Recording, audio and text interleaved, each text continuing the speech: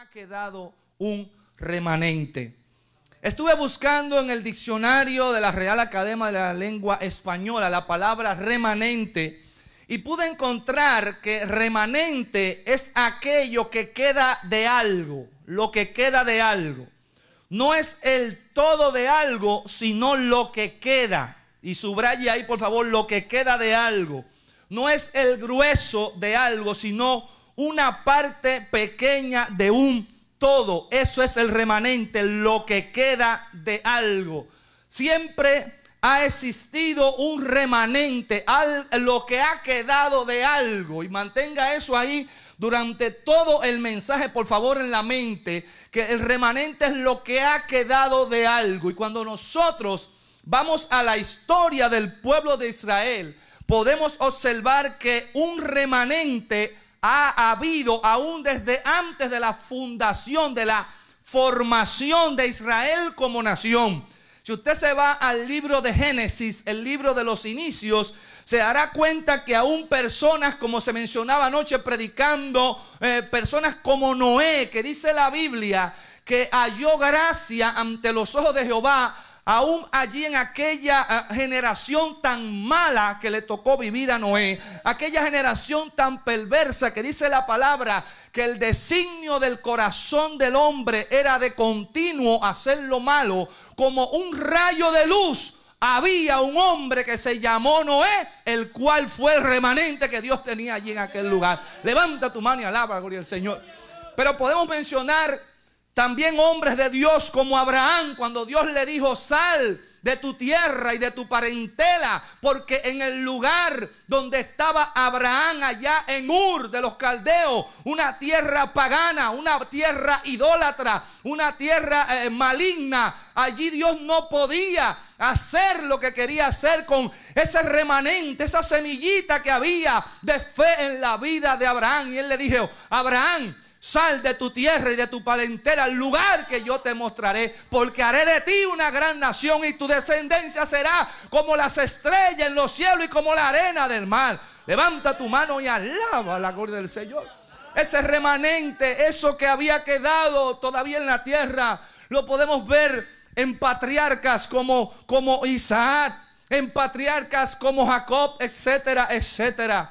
Pero durante los tiempos del cautiverio, hermano, los cautiverios que le tocó vivir al pueblo de Israel, ese remanente aparece en judíos como Esther, en judíos como Mardoqueo, como Ezequiel, como Daniel, como Sadrach, Mesach, Abednego. Estaba ese remanente fiel a Dios, ese remanente que había quedado. Levanta tu mano y alaba la gloria del Señor.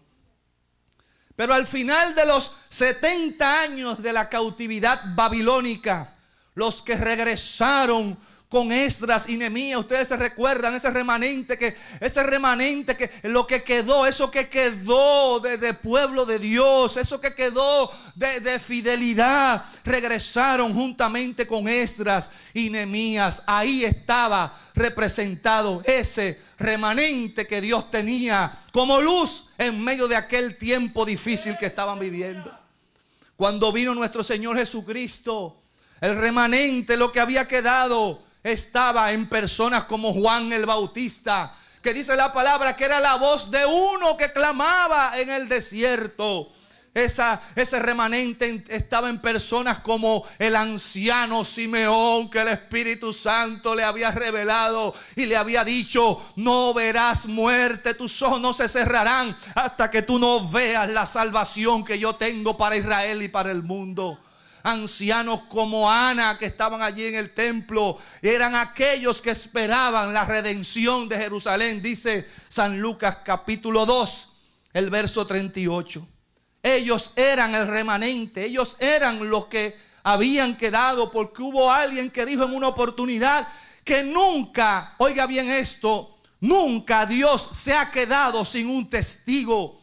Siempre ha existido un remanente. Fíjense que cuando habla de remanente no es el todo, no es la gran mayoría, porque decíamos el día pasado aquí en la iglesia que triste y lamentablemente la mayoría no se va a salvar, hermanos.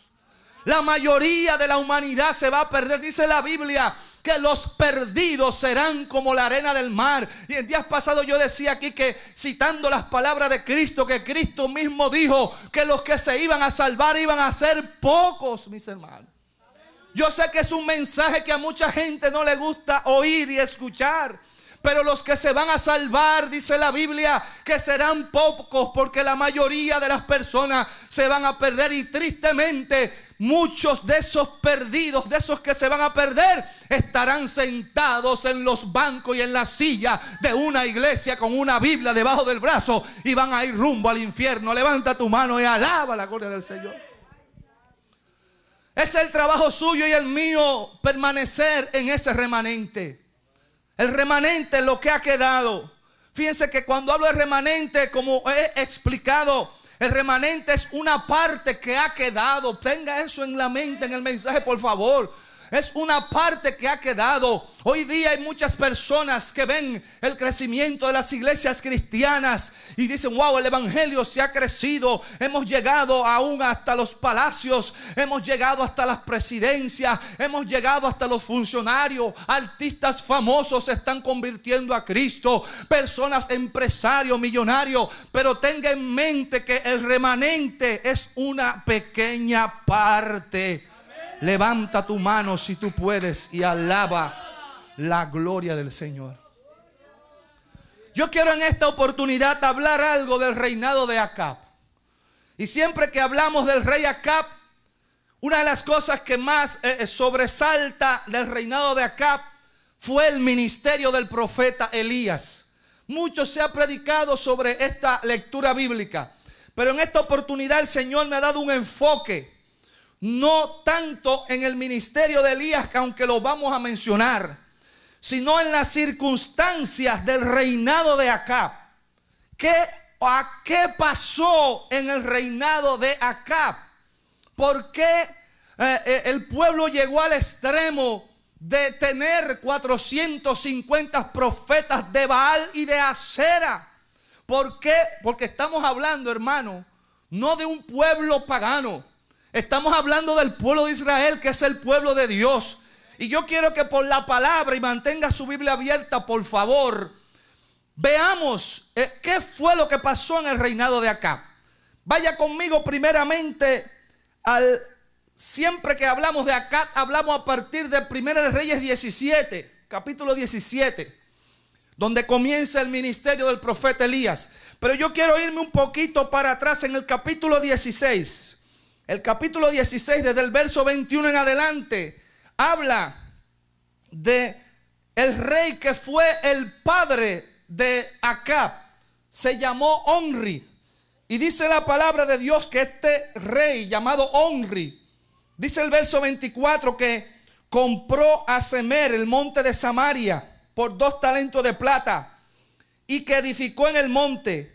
Y llamó el nombre de la ciudad que edificó Samaria del nombre de Semer, que fue dueño de aquel monte. Es decir, que este rey fue el rey prácticamente que fundó la ciudad de Samaria.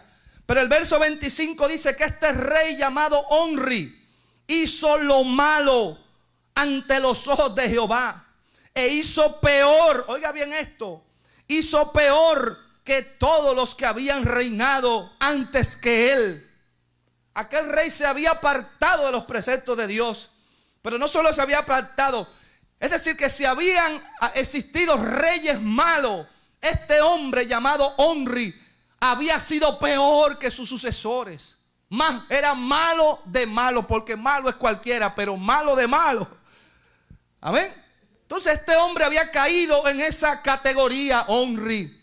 Y este fue el padre de Acab. Pero resulta que Omri pasó y se fue. Amén. Murió. Y en su lugar tomó el reinado en Israel su hijo, que se llamó Acab. Verso 29 del capítulo 16. Y dice que Acab comenzó a reinar. Dice que Acab reinó 22 años. Amén. Y dice el verso